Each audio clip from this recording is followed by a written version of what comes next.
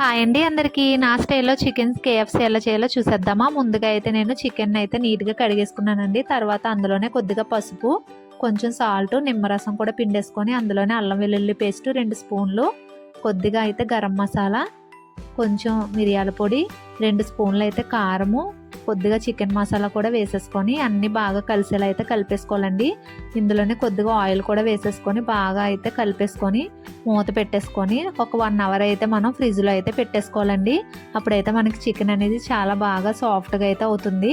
Next ఒక ప్లేట్లోకి అయితే 3 స్పూన్లు మైదా, అందులోనే కొద్దిగా సాల్ట్, మిరియాల పొడి కూడా వేసుకొని కలిపేసుకొని పక్కన పెట్టేసుకోవాలండి.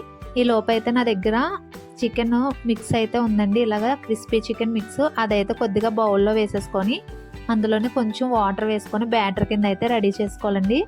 కొంచెం వాటర్ వేసుకొని పల్చగా ఇలాగా బ్యాటర్ కింద చేసేసుకున్న తర్వాత పక్కన పెట్టేసుకోవాలి. నెక్స్ట్ ఇప్పుడు మ్యారినేట్ చేసుకున్న చికెన్ కూడా బాగా మిక్స్ చేసుకోవాలండి. మసాలాలన్నీ కూడా బాగా కలుస్తాయి అన్నమాట. ఇప్పుడైతే ముందుగా కలుపుకున్న బ్యాటర్లో అయితే చికెన్ని డిప్ చేసేసుకొని తర్వాత అయితే మనం మైదా మిక్స్ అయితే కలుపుకున్నాం కదండి, అందులో అయితే మొత్తం కోట్ చేసేయాలి. పిండి మొత్తం చికెన్కి బాగా పట్టుకునేలా అయితే కోట్ చేసుకోవాలండి. ఇలా గట్టిగా అయితే ప్రెస్ చేసుకుంటాను. తర్వాత అయితే మనం ఇక్కడ కూల్ వాటర్ పెట్టుకున్నాం కదా, అందులోనే కొంచెం ఒకసారి డిప్ చేసేసుకొని తీసేసి అప్పుడు మళ్ళీ మైదా మిక్స్లో అయితే వేసుకొని పిండి అంతా బాగా పట్టుకునేలా అయితే బాగా ఇలాగా మిక్స్ చేసుకొని గట్టిగా అయితే ఒత్తుకోవాలండి. తర్వాత అంటే ఈ ముక్కలన్నీ కూడా ఇలాగా పక్కన పెట్టేసుకోవాలి ఒక ప్లేట్లోని. మిగతా చికెన్ కూడా మొత్తం ఇలాగా సేమ్ ప్రాసెస్లో అయితే చేసేసుకొని మొత్తం చికెన్ అంతా నేను ఇలాగే చేసేసి పెట్టేసుకున్నానండి. తర్వాత అయితే ఒకేసారి అయితే డీప్ ఫ్రై అయితే చేసేసుకుంటే ఈజీ అవుతుంది కదా. ఇక్కడైతే నేను ఆయిల్ హీట్కి అయితే పెట్టేసుకున్నానండి. తర్వాత అయితే చికెన్ అయితే ఫ్రై చేసేసుకుందాము.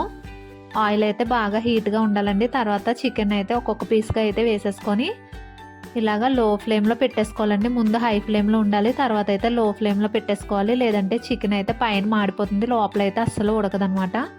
చికెన్ ఇలా లో ఫ్లేమ్లో అటు ఇటు కలుపుకుంటూ డీప్ ఫ్రై అయితే చేసేసుకోవాలండి. మనకైతే కేఎఫ్సీ అయితే రెడీ అయిపోతుంది. మా పిల్లలకైతే ఇది చాలా ఇష్టం అండి. కంపల్సరీ మంత్లీ ఒక్కసారైనా చేసి పెట్టమంటూ ఉంటాడు. మా పెద్ద బాబుకి అయితే చాలా ఇష్టము. నేనైతే ఎక్కువగా కేఎఫ్సీ బయట తినడం కంటే మేము ఇంట్లోనే ఎక్కువగా చేసుకుంటూ ఉంటామండి. బయట మనం చాలా కాస్ట్ పెట్టి కేఎఫ్సీ అయితే కొనుక్కుంటూ ఉంటాం కదండి, అదైతే హెల్త్కి అంత మంచిది కూడా కాదని తెలిసి కూడా మనం తింటూ ఉంటాము. ఎందుకంటే అంత ఎడిక్ట్ అయిపోతున్నాం కదా మనం కేఎఫ్సీకి. ఇలాగా మనం ఇంట్లోనే ఈజీగా హెల్తీగా చేసేసుకుంటే చాలా బాగుంటుందండి. ఒకసారి అయితే కంపల్సరీ ట్రై చేసి అయితే చూడండి. ఫైనల్గా కేఎఫ్సీ అయితే రెడీ అయిపోయిందండి. ఇలా ప్లేటింగ్ చేసి మా పిల్లలకి అయితే ఇచ్చేసాను. వాళ్ళు అయితే ఎంజాయ్ చేస్తూ తినేశారు.